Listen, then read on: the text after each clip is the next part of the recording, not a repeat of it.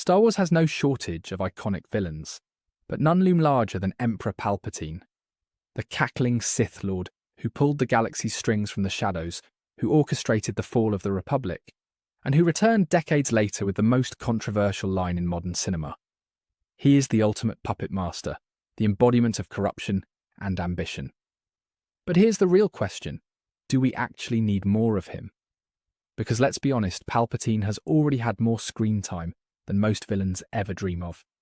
We've seen his rise, his reign, his manipulations, and even his bizarre resurrection. And every time he comes back, the mystery that once made him terrifying fades just a little more.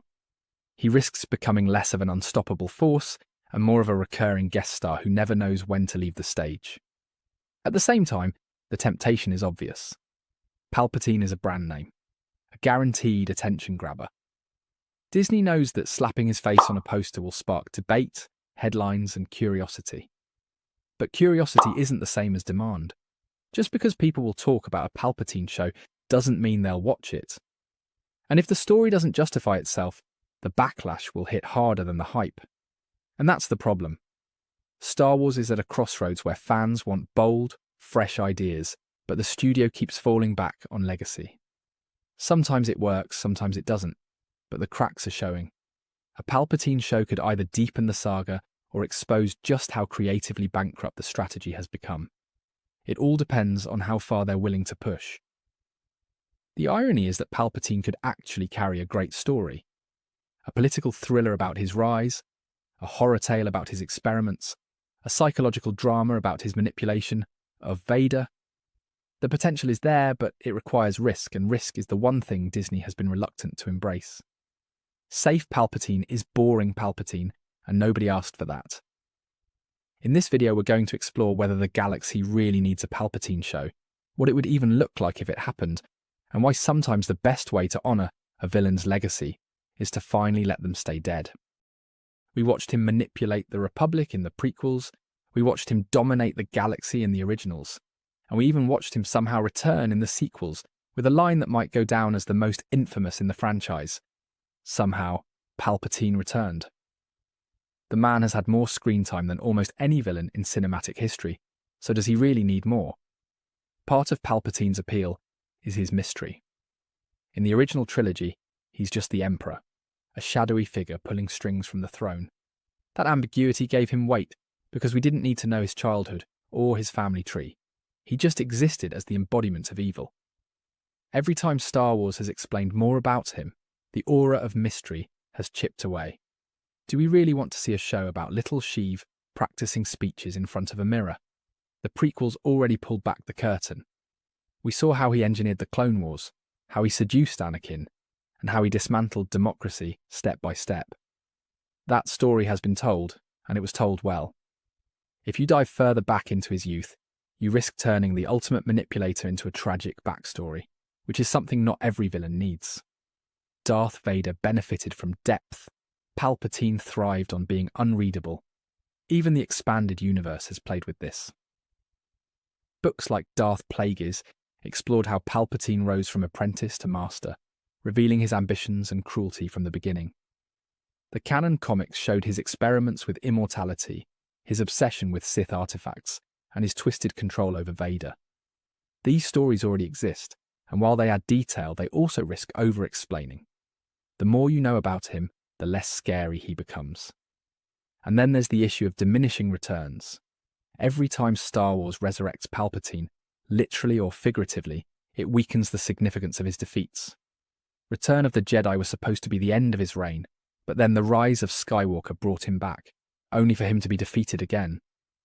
If you keep centering the story around him, you risk making him less of an unstoppable threat, and more of a Saturday morning cartoon villain who never really goes away. The truth is, Star Wars doesn't lack for villains. Thrawn, Maul, Snoke, Kylo, even Andor's Dedra Meero, they all prove the galaxy has plenty of antagonists who can carry stories without falling back on Palpatine again.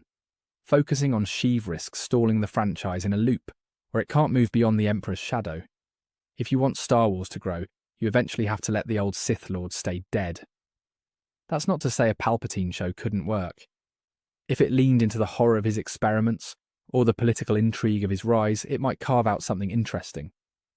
But the bar is high, and the risk of redundancy is even higher. Fans don't want a retread. They want something that adds genuine weight to the saga. Ever since the sequels, Lucasfilm has leaned heavily on nostalgia and legacy names to sell new projects. Luke, Boba Fett, Kenobi, and yes, Palpatine. These characters are iconic, but at a certain point, leaning on them starts to feel like a safety net instead of storytelling. The sequels are the clearest example. Instead of building fresh villains or creating new stakes, Disney brought back Palpatine in The Rise of Skywalker with zero build-up. It felt like a desperate move to tie everything back to a familiar face, rather than a carefully planned narrative choice. The backlash to that decision proves the danger of relying on legacy villains. Audiences don't just want familiar, they want meaningful. The same pattern shows up in spin-offs. Boba Fett was once a cult favourite because of his mystique. When he got his own show, the mystery was gone, replaced by awkward writing and filler episodes. Kenobi was beloved, but his series split fans with pacing issues and questionable character decisions. When legacy characters are mishandled, their reputations suffer. A Palpatine show risks the same fate, and that's a dangerous gamble when his name already divides fans. And let's not forget Rey. The decision to tie her lineage to Palpatine was controversial from the start. For some, it added nothing but confusion, undermining her arc in The Last Jedi and forcing her into the legacy box. The final image of her declaring herself a Skywalker after rejecting her Palpatine name felt clumsy. Building an entire series around that bloodline would only double down on one of the most divisive creative choices in recent memory. From a business perspective, the temptation is obvious. Palpatine is a brand name, one of the most recognizable villains in pop culture. Slap his face on a poster, and you've got instant buzz. But buzz is not the same as substance. If Disney greenlit a Palpatine show, it would likely be criticized as another example of the franchise recycling its greatest hits instead of writing new music. The irony is that Star Wars has already shown us how powerful fresh characters can be.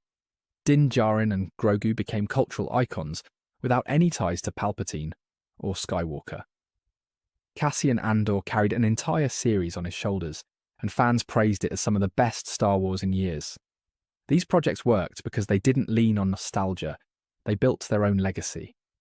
A Palpatine show, by contrast, would signal the opposite. That Lucasfilm still doesn't trust itself to move forward without clinging to the past. That is why so many fans roll their eyes when rumours pop up. It feels like another step backward instead of forward.